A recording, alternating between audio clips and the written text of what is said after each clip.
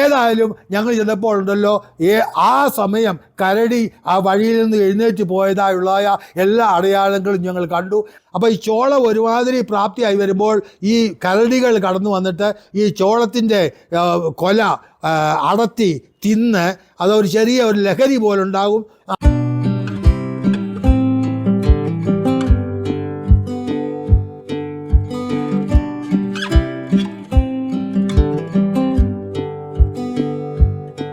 അങ്ങനെ അതുപോലെ തന്നെയാണ് നമ്മുടെ ഒരു കരടികളുടെ മുമ്പേ പറഞ്ഞല്ലോ കരടികളുടെ ശല്യം. ഇവിടെ കാക്കട എന്ന് പറയുന്ന സ്ഥലത്ത് നിന്നും തുബ്ബ് എന്ന് പറയുന്നതായി ഒരു ഗ്രാമത്തിലേക്ക് ഞങ്ങൾ നടന്നു പോവുകയാണ്. നടന്നു പോകുമ്പോൾ ഭയങ്കര കൊടും വനങ്ങളാണ്.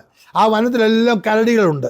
അപ്പോൾ ഈ വനവാസികൾ അവരുടേതായ വെള്ളമുള്ളതായ സ്ഥലങ്ങളിൽ അവർ കൃഷി ചെയ്യുന്നുണ്ട്.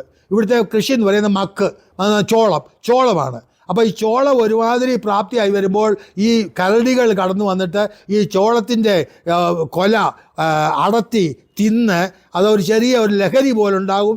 അത് തിന്നിട്ട് അത് അവിടെ തന്നെ കിടക്കും, ആ റോഡിൽ തന്നെ ഈ നടപ്പാതയിൽ കിടക്കും. അതാണ് രഹസ്യം. അങ്ങനെ ഞങ്ങൾ പലപ്പോഴും പല അപകടങ്ങൾ ആളുകളെ കൊന്നിട്ടുണ്ട്, ആളുകളെ ഉപദ്രവിച്ചിട്ടുണ്ട്.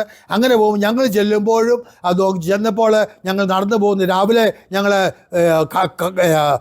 കാക്കടായിൽ നിന്ന് നടന്നു പോവുകയാണ്. ഏകദേശം ഒരു 10 മണിയായി ഞങ്ങൾ ഈ തുമ്പിൻ്റെ വനത്തിൽ അവിടെ ചെന്നപ്പോഴുണ്ടല്ലോ ആരോ ഓടിച്ചു കളഞ്ഞതായി. ഞങ്ങൾ പോകുമ്പോൾ ഞങ്ങൾ എന്ത് ചെയ്യും, മേളിൻ്റെ കല്ലുകൾ ഉരുട്ടിയിടും. ഞങ്ങൾ പോകുന്ന വഴികളിൽ മേളിൽ നിന്ന് കല്ലുകൾ ഉരുട്ടി താഴോട്ടും. അത് ശബ്ദം ഉണ്ടാക്കിക്കൊണ്ട് താഴോട്ട് കൊക്കയിലേക്ക് പോകുമ്പോൾ ആരോ വരുന്നു എന്ന് ഈ വന്യമൃഗങ്ങൾക്ക് മനസ്സിലാകാൻ വേണ്ടി അങ്ങനെയുള്ളതായ ഒരു പ്രതിരോധം ഞങ്ങൾ ചെയ്തുകൊണ്ടിരിക്കുന്നത്. ഏതായാലും ഞങ്ങൾ ചെന്നപ്പോഴുണ്ടല്ലോ ആ സമയം കരടി ആ വഴിയിൽ നിന്ന് എഴുന്നേറ്റ് പോയതായുള്ള എല്ലാ അടയാളങ്ങളും ഞങ്ങൾ കണ്ടു. അഥവാ ആ കരടി അവിടെ ഉണ്ടായിരുന്നുവെങ്കിൽ ഞങ്ങളെ അവർ ചീത്തിക്കളയുമായിരുന്നു. അങ്ങനെ മൃഗങ്ങളുള്ള ആപത്തുകൾ അങ്ങനെ ഓരോരോ പല ഇങ്ങനെയുള്ള ഇത് വെച്ച് പലതിൽ ഒന്ന് മാത്രമാണ് ഈ പറയുന്നത്. സമയക്കുറവ് കൊണ്ട് അങ്ങനെ ദൈവം എന്നെ അത്ഭുതകരമായിട്ട് കർത്താവിൻ്റെ വേല ചെയ്യുവാൻ വേണ്ടി കർത്താവ് ഞങ്ങളെ സഹായിച്ചു. പഴയ കാലങ്ങളിൽ രാജാവ് ഭരിച്ചുകൊണ്ടിരുന്നതായ ഒരു സ്ഥലമാണ് റിയാദ്. ഇവിടെ ടാക്കൂർ ആണ് അവരുടെ ഏരിയയാണിത്.